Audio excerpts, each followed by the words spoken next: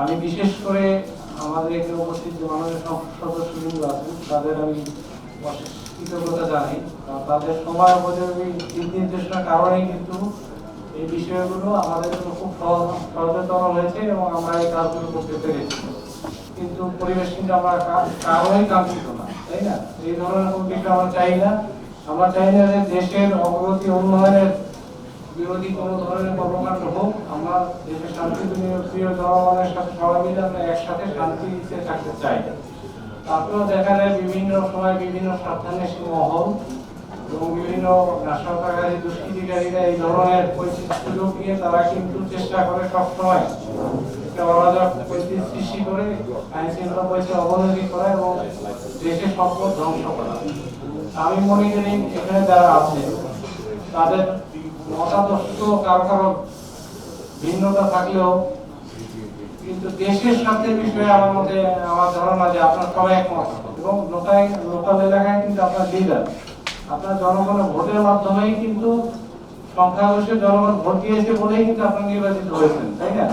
সেই ক্ষেত্রে জনগণের সাথে মিশে গিয়ে তাদের এই ধরনের বিষয়গুলো মোটিভেট করা এবং তাদের যেটা আমরা বলতে চাই যে সব অ্যাপ্রোচে তাদের হ্যান্ডেল করা বিষয়গুলো যাতে বাড়তে না যাওয়া।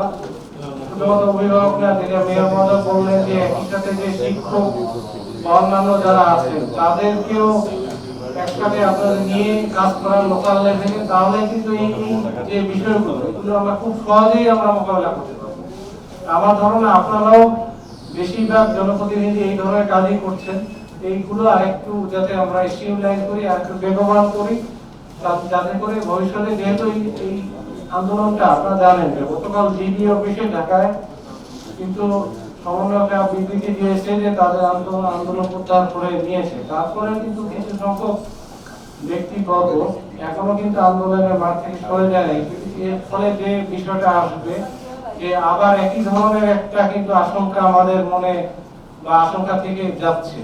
এই বিষয়গুলো প্রতিরোধের জন্য আমি যে কথাগুলো বললাম যে আমরা সবাই মিলে যদি আমরা এই কাজগুলো করতে পারি তাহলে কিন্তু আমরা অবশ্যই এগুলো আমরা ভালোভাবে মোকাবেলা করতে পারবো।